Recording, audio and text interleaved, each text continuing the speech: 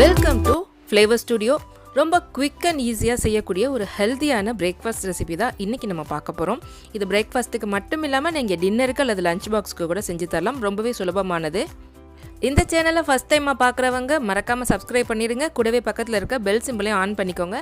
எங்களோட அப்டேட்ஸ் எல்லாம் உடனுக்குடன் உங்களுக்கு நோட்டிஃபிகேஷன்ஸில் கிடைக்கும்.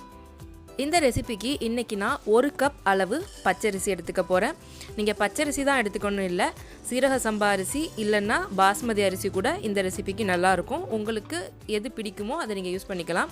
பச்சரிசியை எடுத்துகிட்டு நல்லா ஒரு 2-3 தடவை நான் நல்லா கழுவிட்டு இதை ஊற வைக்க போகிறேன். இப்போ இதை நல்லா அலசி எடுத்தாச்சு. இதை ஒரு 3லேருந்து 4 மணி நேரம் ஊற விட்டுருங்க. 3லேருந்து 4 மணி நேரம் இது ஊறிடுச்சு. இப்போ நான் நல்லா அலசிட்டு அந்த தண்ணியை வடிகட்டிட்டு எடுத்து வச்சுருக்கேன். இப்போ இதை நம்ம ஒரு மிக்ஸி ஜாரில் சேர்த்துக்கலாம். தண்ணியை நல்லா வடிச்சிட்டு இதை மிக்ஸி ஜாரில் சேர்த்துக்கலாம். சேர்த்துட்டு இதில் ஒரே ஒரு முட்டை நம்ம இப்போ சேர்த்துக்க போகிறோம்.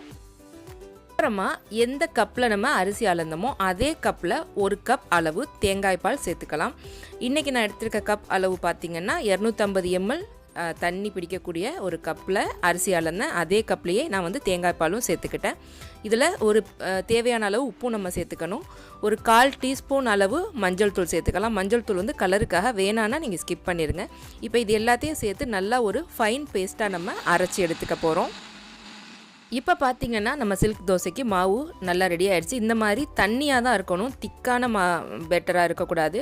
நீங்கள் இந்த மாதிரி அள்ளி ஊற்றி பார்க்க போகும்போது அது இந்த மாதிரி ரன்னிங் கன்சிஸ்டன்சியாக இருக்கணும். உங்களுக்கு தெரியும்னு நினைக்கிறேன். பார்க்க போகும்போது ரொம்ப திக்காக இருக்கக்கூடாது. நம்ம கோதுமை மாவு தோசைக்கெல்லாம் கரைப்போம் இல்லையா, அந்த மாதிரி இருக்கணும்.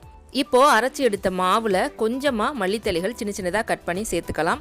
இது ஆப்ஷனல் தான், உங்களுக்கு வேணான்னா நீங்கள் ஸ்கிப் பண்ணிடலாம். பட் சேர்த்திங்கன்னா அதோட ஃப்ளேவர் நல்லாயிருக்கும். நல்லா மிக்ஸ் பண்ணி விட்டுக்கோங்க மல்லித்தலைகள் சேர்த்துட்டு. இப்போ அடுப்பில் தவா வச்சு நல்லா சூடு பண்ணி எடுத்துக்கலாம். சூடு பண்ணிவிட்டு அதை மீடியம் லோ ஃப்ளேமில் வச்சுக்கோங்க.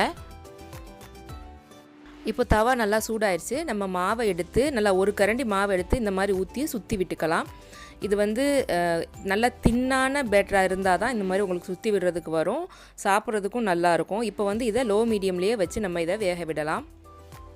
இப்போ இந்த மாதிரி நல்லா ஓரங்கள்லாம் உங்களுக்கு கிறிஸ்பாக வெந்து அது பாத்திரத்துலேருந்து பிரிஞ்சு வர ஆரம்பிக்கும். இந்த ஸ்டேஜில் ஒரு 1/2 டீஸ்பூன் அளவு நம்ம கீ அல்லது தேங்காய் எண்ணெய் அல்லது பட்டர் சேர்த்துக்கலாம். இது நல்லா வெந்ததும் திருப்பி போட்டு நம்ம மடித்து எடுத்துடலாம்.